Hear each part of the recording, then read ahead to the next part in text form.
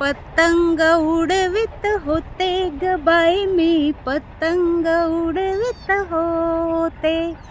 नमस्कार मित्रांनो, तुम्हा सर्वांना उद्या आहे मकर संक्रांती, तर त्या निमित्ताने हार्दिक हार्दिक शुभेच्छा. तर मित्रांनो, आपण पाहिलंच आहे जिकडे तिकडे पतंग उडवताना खूपच अपघात होतात. तर तुम्ही तुमच्या मुलांची काळजी घ्या. कधी टेरेसवर जातात, कधी डोंगरावर जातात.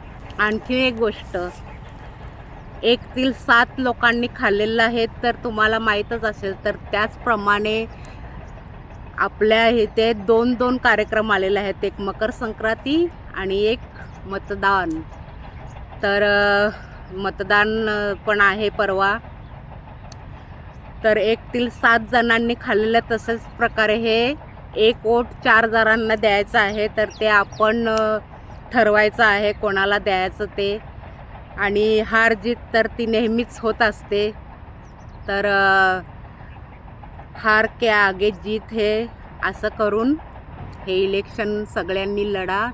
सगळ्यांना खूप खूप इलेक्शनाच्या पण खूप खूप शुभेच्छा. तर आपण आपलं कर्तव्य बजवायचं आहे आणि वोट नक्की द्यायचा आहे, कारण 1 वोटांनी 1 माणूस जिंकू शकतो.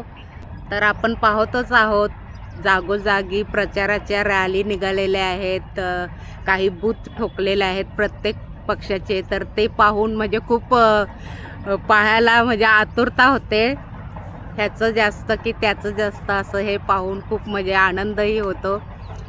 तर अशाच प्रकारे पाहूया पुढे काय होते ते. तर तिळगुळाचा लाडू कोणाचं तोंड गोड करते ते पाहूया आपण. तर मग पुन्हा एकदा तुम्हा सर्वांना मकर संक्रांतीच्या हार्दिक हार्दिक शुभेच्छा. तिळगुळ घ्या आणि गोड गोड बोला. Bye bye.